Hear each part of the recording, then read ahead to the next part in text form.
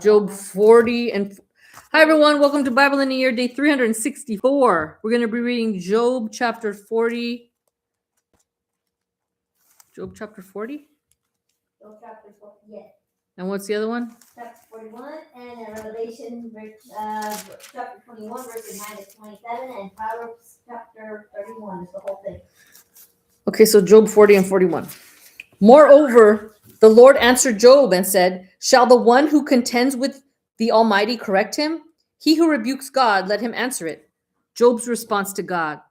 Then Job answered the Lord and said, behold, I am vile. What shall I answer you? I lay my hand over my mouth. Once I have spoken, but I will not answer. Yes, twice, but I will proceed no further.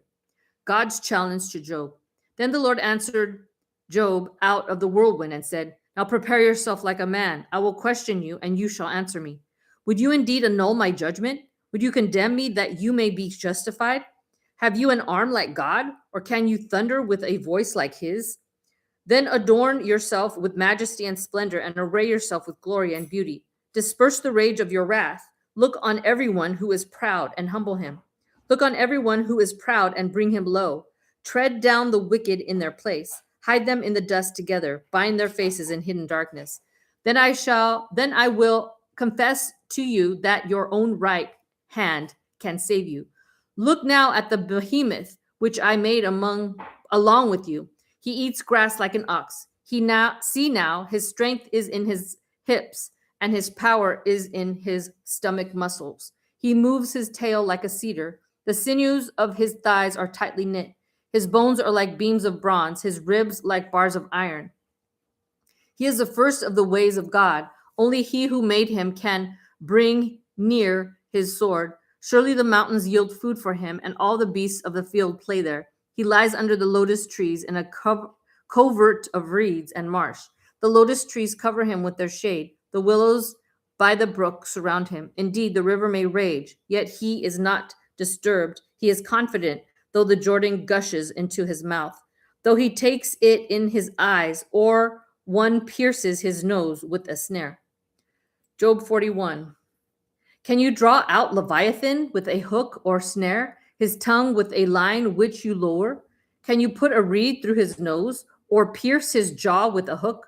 Will he make many supplications to you? Will he speak softly to you? Will he make a covenant with you? Will you take him as a servant forever? Will you play with him as with a bird? Or will you leash him for your maidens? Will your companions make a banquet of him? Will they apportion him among the merchants? Can you fill his skin with harpoons, or his head with fishing spears? Lay your hand on him. Remember the battle. Never do it again. Indeed, any hope of overcoming him is false. Shall one not be overwhelmed at the sight of him? No one is so fierce that he would dare stir him up. Who then is able to stand against me? Who has preceded me that I should pay him? Everything under heaven is mine. I will not conceal his limbs, his mighty power, or his graceful proportions. Who can remove this outer coat? Who can approach him with the double bridle? Who can open the doors of his face with his terrible teeth all around? His rows of scales are his pride, shut up tightly as with a seal. One is so near another that no air can come between them. They are joined one to another. They stick together and cannot be parted. His sneezing flash forth light. His eyes are like the eyelids of the morning. Out of his mouth go burning lights. Sparks of fire shoot out. Smoke goes out of his nostrils as from a boiling pot, and burning rushes. His breath kindles coals, and a flame goes out of his mouth. Strength dwells in his neck, and sorrow dances before him. The folds of his flesh are joined together. They are firm on him and cannot be moved. His heart is as hard as stone, even as hard as the lower millstone. When he raises himself up, the mighty are afraid. Because of his crashings, they are beside themselves.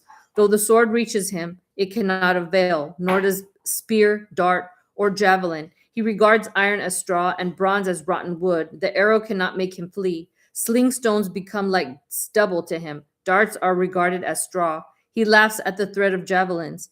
His undersides are like sharp potsherds. He spreads pointed marks in the mire. He makes the deep boil. like a pot. He makes the sea like a pot of ointment. He leaves a shining wake behind him. One would think the deep had white hair. On earth there is nothing like him, which is made without fear. He beholds every high thing. He is king over all the children of pride. Okay, next one is Revelation 21, verses 9 to 27.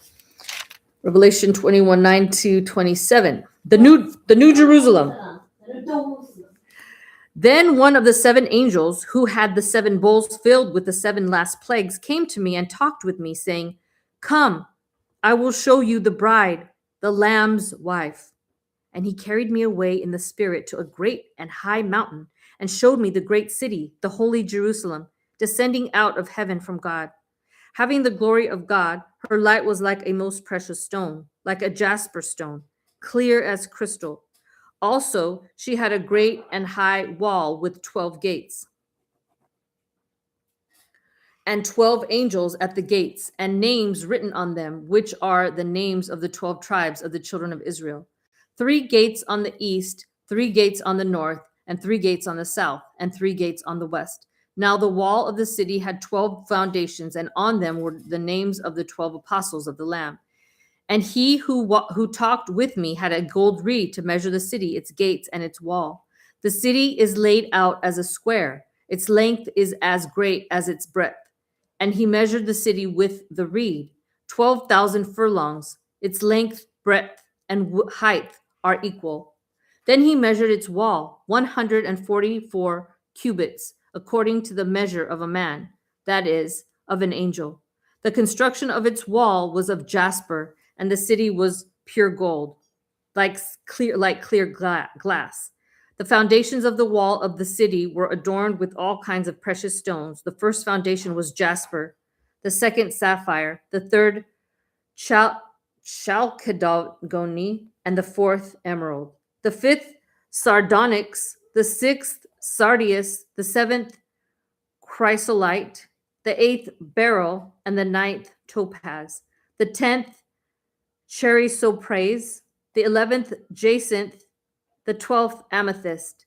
The 12 gates were 12 pearls.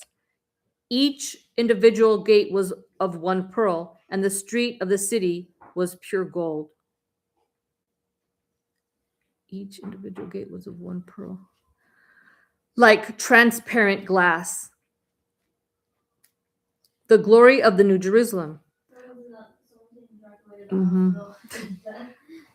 But I saw no temple in it, for the Lord God Almighty and the Lamb are its temple.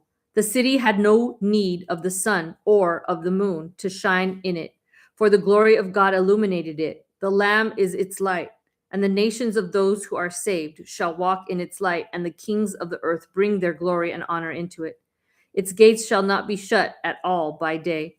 There shall be no night there, and they shall bring the glory and the honor of the nations into it.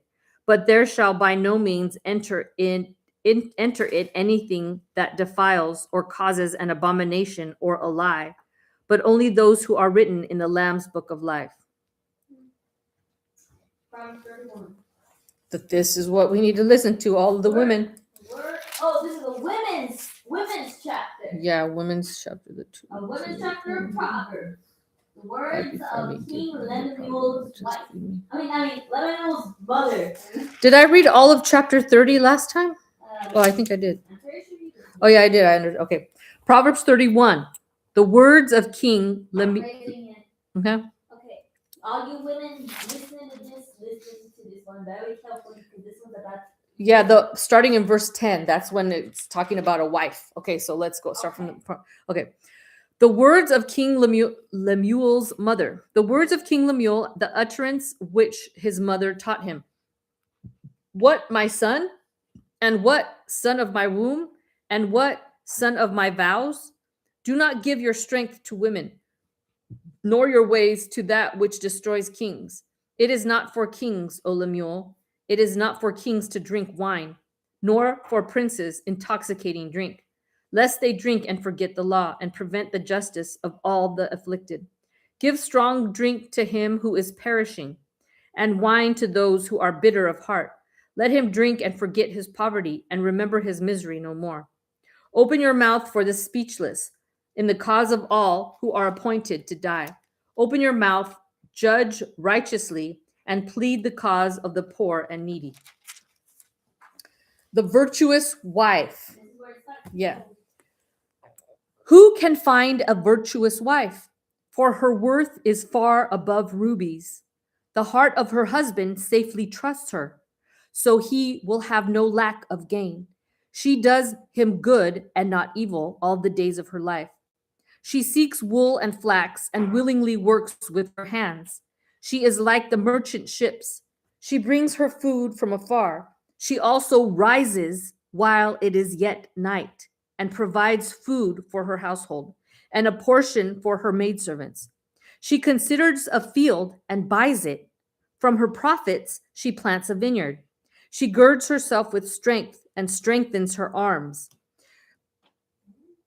She perceives that her merchandise is good, and her lamp does not go out by night. She stretches out her hands to the distaff, and her hand holds the spindle. She extends her hand to the poor. Yes, she reaches out her hands to the needy. She is not afraid of snow for her household, for all her household is clothed with scarlet. She makes tapestry for herself. Her clothing is fine linen and purple. Her husband is known in the gates when he sits among the elders of the land. She makes linen garments and sells them and supplies sashes for the merchants. Strength and honor are her clothing. She shall rejoice in time to come. She opens her mouth with wisdom, and on her tongue is the law of kindness. She watches over the ways of her household and does not eat the bread of idleness. Her children rise up and call her blessed, her husband also, and he praises her. Many daughters have done well, but you excel them all. Charm is deceitful, and beauty is passing, but a woman who fears the Lord shall be praised. Give her the fruit of her hands, and let her own works praise her in the gates. That's beautiful. Okay. Is that it? God bless. Good.